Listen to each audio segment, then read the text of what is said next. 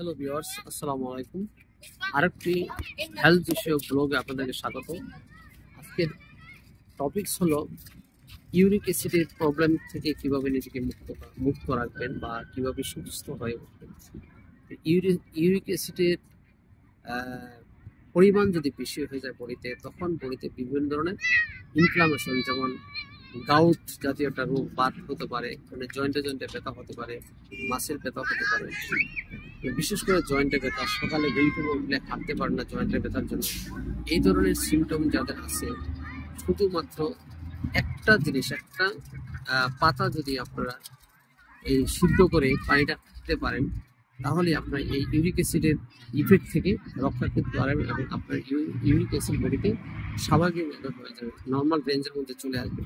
জিনিসটা করার জন্য আপনাকে 2 লিটার বিশুদ্ধ পানি নিতে হবে, একটা পাত্রে নিতে হবে। ওখানে 8টা আপনার তেজপাতা, আমরা যেটা রান্নার সময় ইউজ করি মশলা হিসাবে, এই তেজপাতা 8টা দিবেন, দিয়ে শুধু জাল দিতে থাকবেন। এটা কাঁচা যদি তেজপাতা পাওয়া যায় সবচেয়ে ভালো হয়, আর না হলে শুকনোটা ইউজ করতে পারবেন।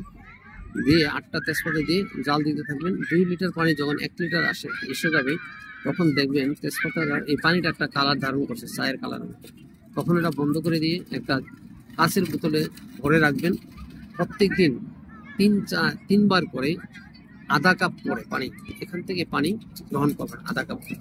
এটা খালি পেট আর ভরা পেট নেই, খেতে পারবেন। আর নিয়মিত ব্যায়াম করলে ইনশাল্লাহ আপনারা এই গাউটের সমস্যা থেকে এবং এই যেটা ইউরিক অ্যাসিডের যে ইফেক্টটা, এই ইফেক্ট থেকে চিরদিনের জন্য মুক্তি পাবেন।